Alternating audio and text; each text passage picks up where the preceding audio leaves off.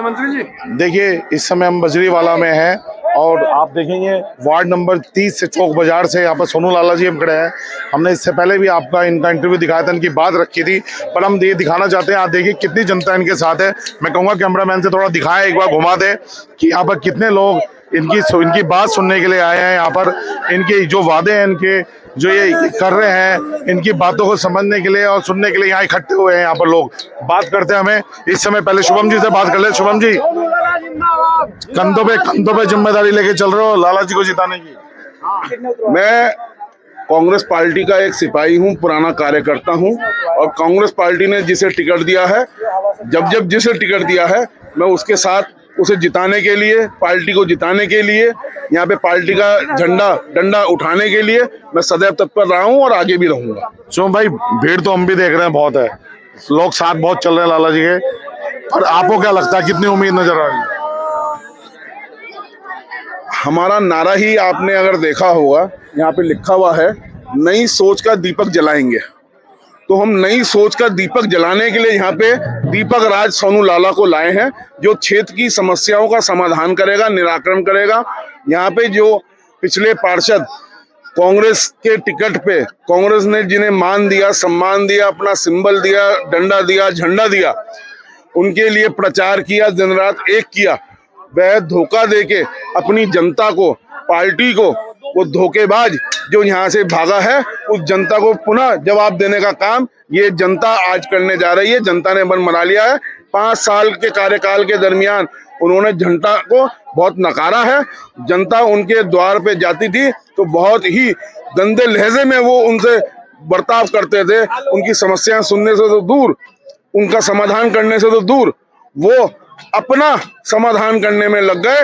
कुंभ मेले में कमीशन खोरी का काम हो, नाली में कमीशन का काम हो, सड़क में कमीशन का काम हो, इवन देन कूड़े की दलाली तक में उन्होंने अपना हाथ गंदा करा है। उन्होंने यहाँ पे जो रेत बजरी लेके जाते हैं बुग्गी वाले, उनसे 50-50 रुपए लेके कमीशन खाने का काम करा है। वो लोग जिन्होंने अपनी घरों की मंजिलें बढ़ा ली, वो यहाँ विकास काम नहीं कर सकते, वो अपना विकास करने के लिए आए हैं। सोनू लाला जी हमारे बीच में, हमने पहले भी अपने दर्शकों को इनकी बात बताई थी, पर आज क्वेश्चन कुछ और है। हम भी देख रहे हैं बहुत भीड़ है, कितने उत्साहित है? बहुत ज्यादा है, और इस बार वार्ड नंबर 30 की जनता ने ठान लिया है, परिवर्तन होकर रहेगा। और जैसे हमारे भाई साहब ने अभी बताया है कि भ्रष्टाचार है, भ्रष्टाचार बहुत है। अभी कुछ दिन पहले हमारी इस गरीब जनता को ठगा गया। 10-10 हजार रुपए के चेक आए थे इनको देने के लिए, और अपने कुछ चुनिंदा साथियों को, लखपति साथियों को, वो चेक इन गरीबों का हक मार के उनके घर भर दिए गए। एक घर में 4-4 चेक आए हैं, ये सुनने में आया है। तो इससे बड़ा भ्रष्टाचार और क्या हो सकता है? इससे बड़ा भ्रष्टाचार तो यह है कि नाला बन रहा था कुंभ मेले में, उसकी ईंट रेत बजरी से अपना घर बना लिया है। इससे बड़ा भ्रष्टाचार हो, इससे और क्या हो सकता है? देखिए, कुछ वरिष्ठ नेता भी हमारे साथ हैं, अग्रवाल जी भी आ गए। क्वेश्चन भी इनसे भी वरिष्ठ वाला ही करेंगे। मेडिकल कॉलेज, त्रिवेंद्र सिंह रावत जी आए, उन्होंने कहा नहीं, हम जो सरकारी से जो बात है बच्चों के लिए वही करेंगे। कितना सच है उनकी बात? देखिए, वो अपनी बात पे आज भी अड़ी हैं। वो कह रहे हैं कि ये पीपी मोड पर हमें देना है, दे रहे हैं, लेकिन मदन कौशिक जी कह रहे हैं नहीं ऐसा कुछ नहीं है। बहुत विरोधाभास है दोनों की बातों में। ये बरगलाने लेने वाले काम कर रहे हैं, ये बच्चों को भविष्य बर्बाद कर रहे हैं मेडिकल कॉलेज में देने पे। और जो महिला जच्चा बच्चा जो केंद्र इन्होंने बनाया है, वो भी ये पीपी मोड पर देने की बात कर रहे हैं। प्राइवेट मोड पर निजीकरण करने के बाद क्या हाल होता है आप जानते हैं। पहले कांग्रेस की सरकारों ने जितनी निजीकरण था उनको सबको सरकारीकरण किया, और सरकार को जनता का हक देने का काम किया। और ये द्वारा पुनः पूंजीपतियों के हाथ में दे रहे हैं, उस कंपनी को दे रहे हैं, शारदा कंपनी को दे रहे हैं, जो ब्लैक लिस्टर है। अतः हम इसका पूर्णतः विरोध करते हैं, और यदि यहाँ पे निगम का बोर्ड आया तो सबसे पहले इस प्रस्ताव को हम गिराने का कार्य करेंगे। वाले जी, कॉरिडोर मामला साफ कह दिया मुख्यमंत्री ने उसके बाद भी कि कॉरिडोर बनेगा, तो क्या ये बात जनता तक कितनी पहुंच रही है?